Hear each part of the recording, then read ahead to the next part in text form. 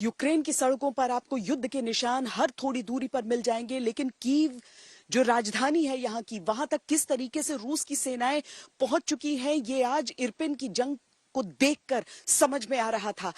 Irpin वो शहर है जो उत्तर के इलाके से लगता है कीव से, और वहां पर रूस की सेना का जिस तरह से आक्रमण दिन भर चलता रहा है, जिस तरह का हाहाकार इरपिन शहर में रहा है और लोगों को तेजी से वहां से इवैक्यूएट किया गया है, वो सारी तस्वीरें बता रही हैं कि किस तरह का खतरा कीव पर इस समय बना हुआ है।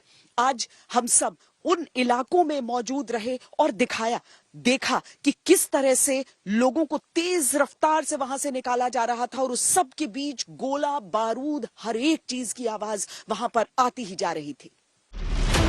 रैपिड ऑपरेशनल रिस्पांस यूनिट वाले ये यूक्रेन के वो जवान हैं जो अचानक आगे बढ़ते नजर आते हैं।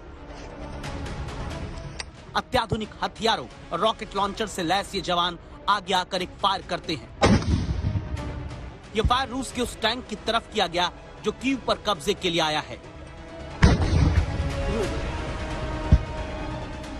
इसके तुरंत बाद जवान पीछे हटते हैं, नए आक्रमण की तैयारी करते हैं।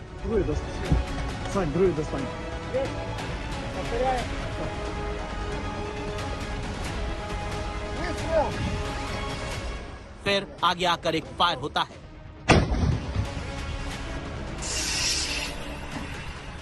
इस तरह रूस के 2 टैंक को यूक्रेन के जवानों की स्पेशल यूनिट तबाह कर देती है।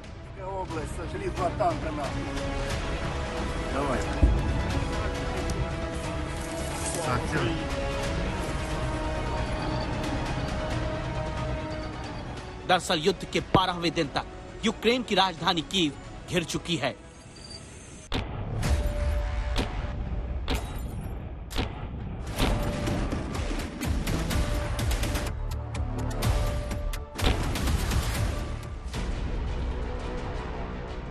राजधानी कीव के बाहरी इलाके में मौजूद इरपिन से आम लोगों का बचकर बाहर आना बहुत बड़े खतरे के बीच में संभव हो पा रहा है।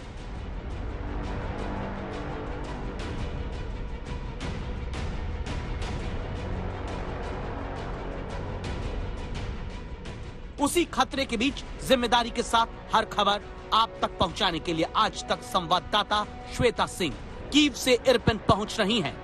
हम उस इलाके की ओर आगे बढ़ रहे हैं जहां पर यह संघर्ष चल रहा है। आप इस हिस्से को समझ सकते हैं अगर मोहसिन, बड़ी मुश्किल, क्योंकि यहाँ पर हमने प्रेस लिखकर लगाया यहाँ की स्थानीय भाषा में। आप देखिए यहाँ पर तो आपको जंगल ही जंगल नजर आएगा। जो गाड़ियां निकल रही हैं, कुछ सिविलियंस की गाड़ियां जहां से इवैक्यूएट कर सकते हैं लोगों को लेकर। आज तक की टीम से महज 12 किलोमीटर दूर एक घर जलता हुआ दिखता है। यह आग रूस के हमले के बाद यूक्रेन की राजधानी कीव के बाहरी हिस्से इरपिन में आम नागरिकों के घर में लगी है। हम इस समय इरपिन में पहुंच गए हैं जहां सबसे भीषण संघर्ष, सबसे भीषण मुकाबला इस युद्ध का चल रहा है। देखिए यहाँ पर जो अवरोध के तौर पर पेड़ों को गिराने की कोशिश की गई है, क्योंकि यहाँ का जो दाहिना इलाका है वहां पर बताया जा रहा है कि वहां से स्नाइपर्स निशाना साध रहे थे, और सुबह ही कई नागरिकों को यहाँ पर गोलियां लगी, जिसके बाद से ये इवैक्यूएशन का काम लगातार जारी है। आप एम्बुलेंसेस देख सकते हैं, आप वो गाड़ियां यूक्रेन की फौज की देख सकते हैं जो भीतर दाखिल हो रही है। यहाँ पर टायरों का अवरोध के पीछे आप एक टेम्पररी बंकर के साथ आप यूक्रेन के सैनिकों को देख सकते हैं। देखिए जब भी गोले बरसते हैं तो जब एक धूम आप सुनते हैं उसका मतलब होता है आक्रमण, यानी गोला आकर गिरा है उस शहर पर। लेकिन जब आप एक के बाद एक धमाके सुनते हैं उसका मतलब जमीन से यहां से जवाब दिया जा रहा है। इसी आग के बाहर की सड़क पर एक ट्रॉली बैग नजर आता है, पास में शव है।